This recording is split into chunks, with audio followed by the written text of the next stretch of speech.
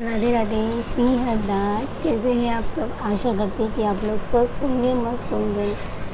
आज हम आपके सामने ना ही कोई कहानी के बारे में बताएंगे, ना ही ये बताएंगे कि हमारे अपने लड्डू गोपाल को क्या पसंद होता है, ना ही कोई उनकी पूजा विधि बताएंगे। आज हम अपना जो भाव है वो आप सबके सामने शेयर करेंगे, क्योंकि आज है बिहारी जी के फूल बंगले का आखिरी दिन। और आखिरी दिन से अब आज ख़त्म हो जाएगा और अगले साल ही फूल बंगला आएगा।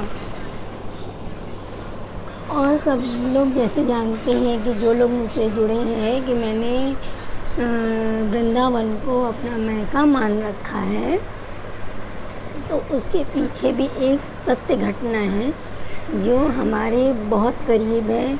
और वही सब हम आपको बताने जा रहे हैं, क्योंकि आज आखिरी दिन था फूल बंगले का और कल से बिहारी जी गर्भगृह में दर्शन देंगे, जैसे अंदर दर्शन सबको देते हैं।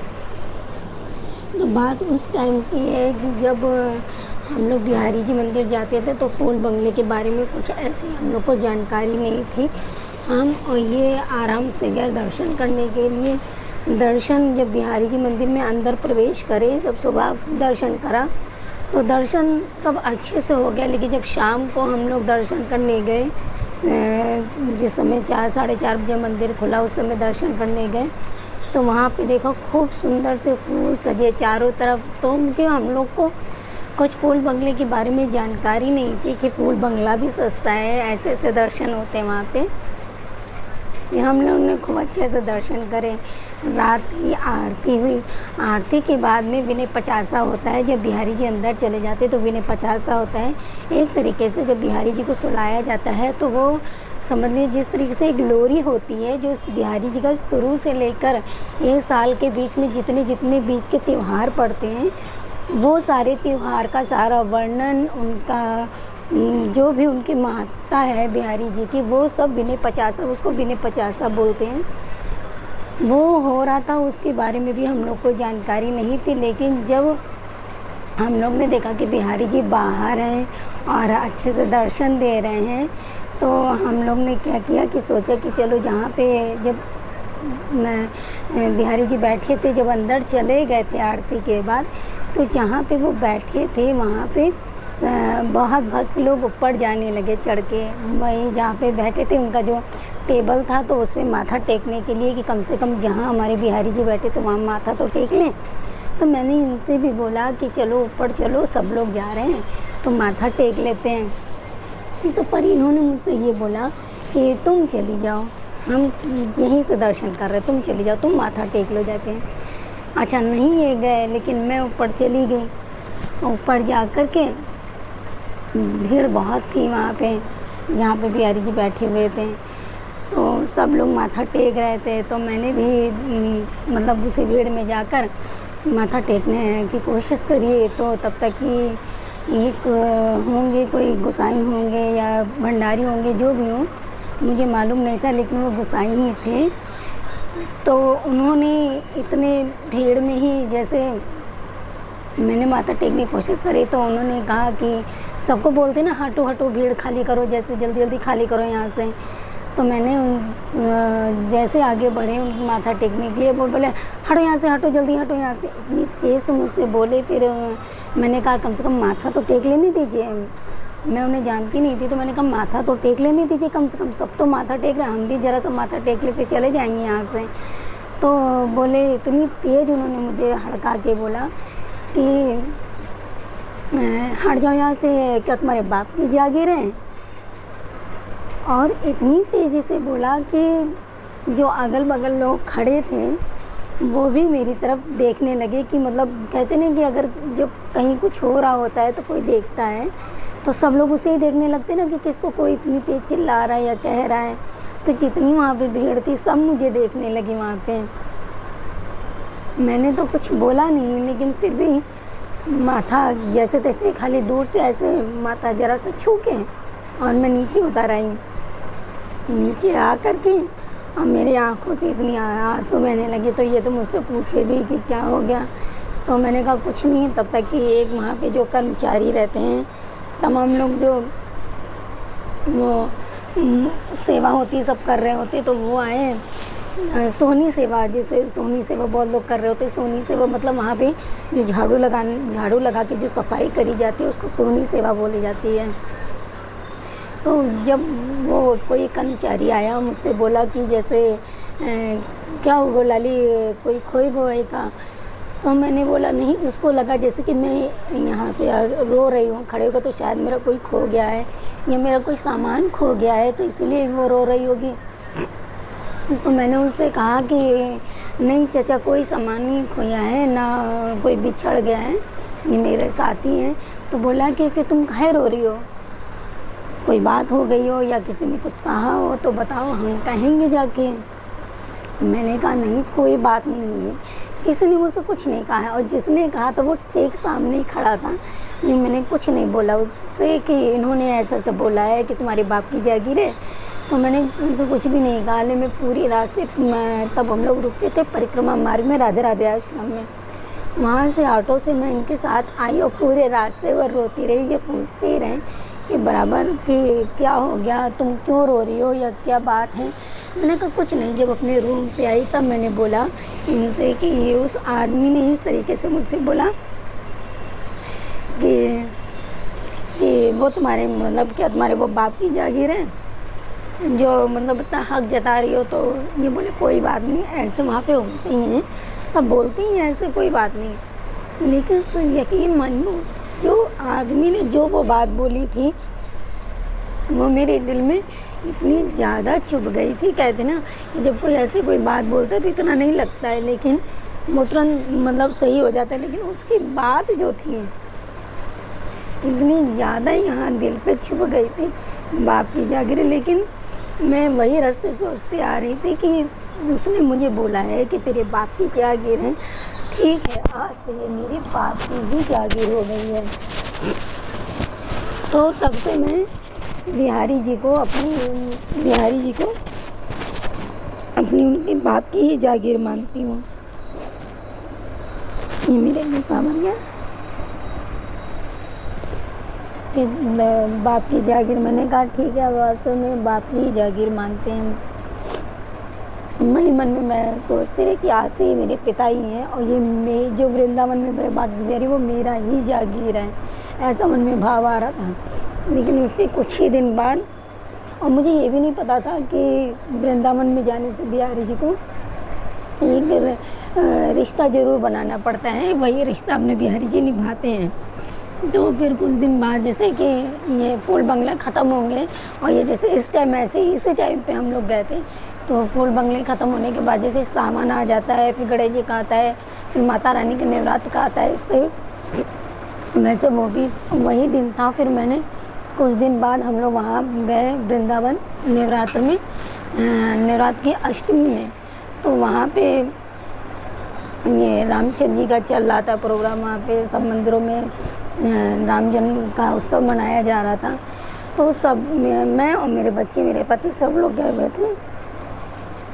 तो सब लोग ने, किसी ने व्रत नहीं रखा था, पर मैंने व्रत रखा था क्योंकि अष्टमी थी नवरात्र की।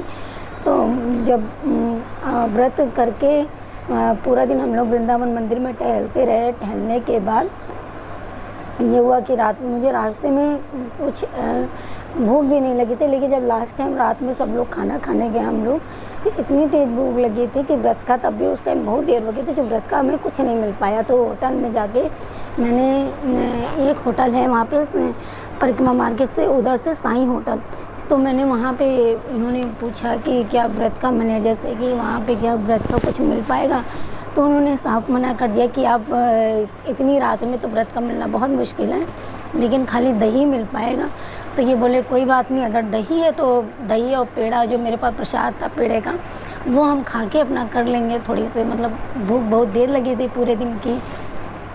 लेकिन मेरे मन में जो ये भाव चल रहे थे कि जो सिंगाड़े आटे की पकौड़ी मिल जाती है तो वो खा लेते, जैसे हम लोग नवरात्र में खाते हैं, तो वो अगर पकौड़ी मिल जाती तो वो खा लेते तो थोड़ी सी भूख शांत। तो मेरे मन में ही ये बात चल रही थी तब तक कि एक आदमी, ये बिल्कुल सत्य घटना है कि तब तक एक आदमी आया और पॉलीथिन में इतना सा बिल्कुल 1 कटोरी आटा होगा वो लेके आया और मेरे पास आके बोलता है कि क्या आपको पकौड़ी खानी है। तो मैं तो उसको बिल्कुल ऐसे बराबर देखती रह गई कि जैसे बोला तो हमने सर हिला दिया। मुझे कुछ समझ में नहीं आ रहा था कि हम क्या बोले क्या ना बोले, खाली हम देखते रहे कि ये बात तो मैंने इनसे भी नहीं बताई, अपने बच्चों से भी नहीं बताई, तो ये कैसे बोल दिया पकौड़ी खानी है। तो वो गया 10 मिनट के अंदर पूरी प्लेट भर के पकौड़ी लेके आया और बाकी मेरे बच्चों ने जो जो ऑर्डर किया था वो सब खाने लगे। वो प्लेट भर के पकौड़ी लेके आया और मेरे पास आके बोलता है कि पूरा खा लेना, छोड़ना नहीं। तो भी हम सोचने लगे कि ऐसा कैसे हो सकता है, हम वो आदमी को बराबर देख रहे हैं और फिर कोई मैनेजर ऐसे कैसे कह सकता है कि पूरा खा लेना और छोड़ना नहीं। इस तरीके से मैंने पूरी पकौड़ी जो एक एक पकौड़ी खाते रहे, एक एक पकौड़ी खाने में बस बिहारी जी का ही ध्यान कर रहे थे कि हाँ वाकई में मैंने लाइफ में इतनी पकौड़ी पूरी कभी नहीं खाई प्लेट भर के, लेकिन उस दिन मैंने पूरी पकौड़ी खा ली। और पकौड़ी खाने के बाद जब ये बिल दे के बाहर आए तो वो आदमी बाहर खड़ा था और कहने लगा कि पेट भर गया।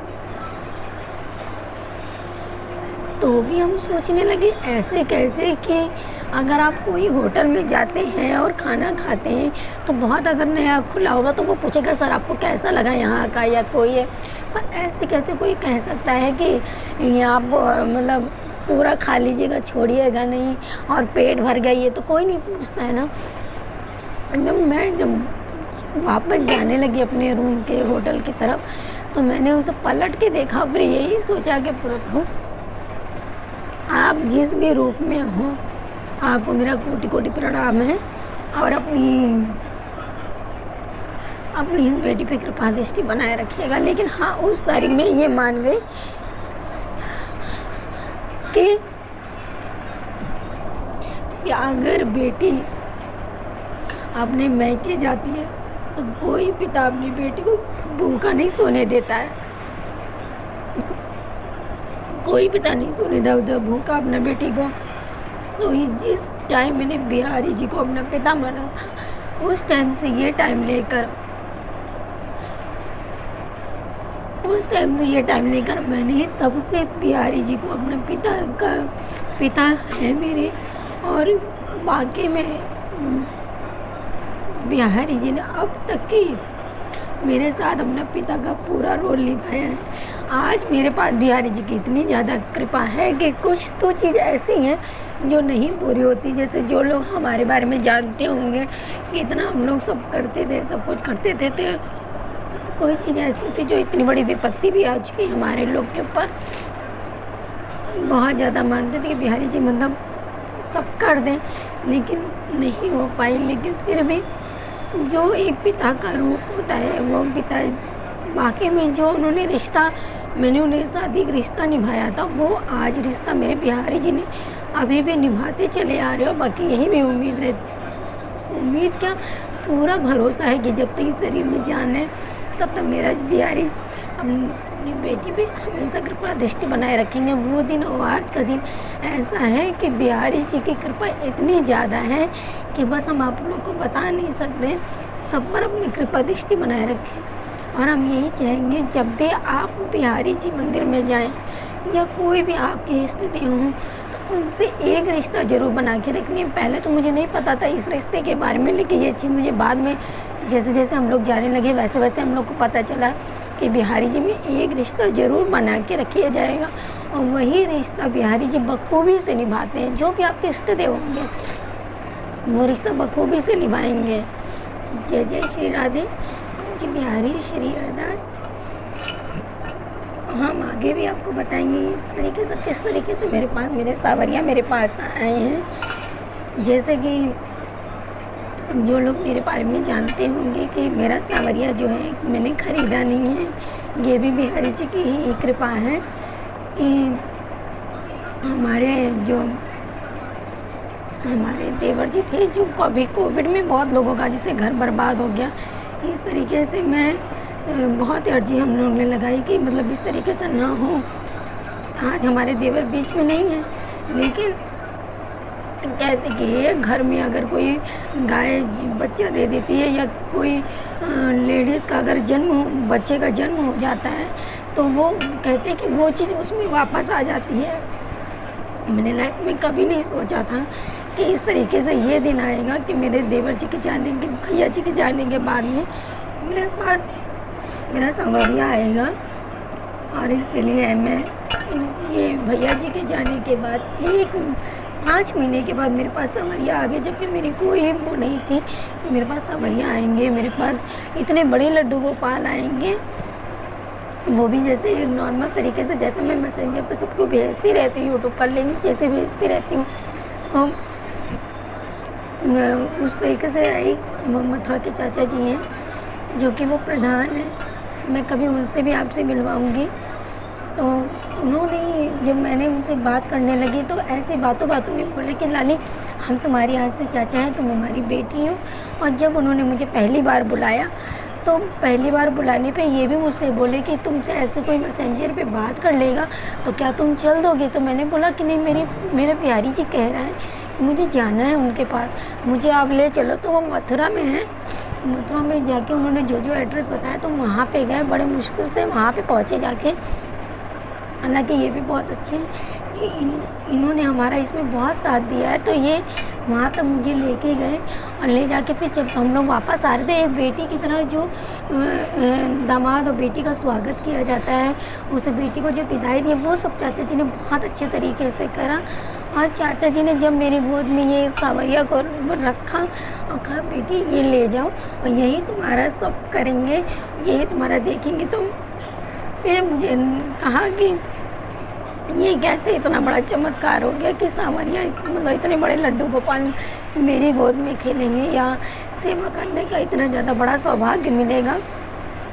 वाकई में बिहारी जी के मंदिर तो जाते ही जाते थे, पिता माना था, साथ में चाचा जी भी मिल गए जो आज भी मुझे फ़ोन करके, कोई एक दिन ऐसा नहीं होता जो चाचा जी का फ़ोन ना है या अपनी लाली का हाल चाल ना लें कि लाली तो कैसी है।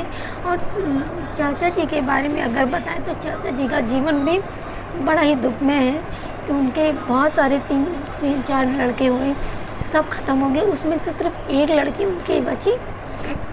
लेकिन जब चाचा जी ने सांवरिया को मुझे दिया तो आज भी जब मैं कोई वीडियो बनाती हूँ, सांवरिया को तैयार करती हूँ और चाचा जी को पहले मैं चाचा जी को दिखाती हूँ कि चाचा जी वीडियो कॉल करके कि देखिए आज सांवरिया मेरा कैसा लग रहा है। तो चाचा जी मेरे रोने लगते हैं कि वो यही बोलते कि मेरा लाला जी गया। तो लाली मेरा लाला जी गया मतलब उसको अपना बेटा इनको मानते हैं कि बेटी के घर में अपना बेटा दिया है तो मेरा लाला जी गया। उनके एक लड़का को लड़के नहीं है, लेकिन सांवरिया को अपना बेटा माना है कि मेरे घर में तो नहीं चले, लेकिन लाली तेरे घर में जी गया है लाला।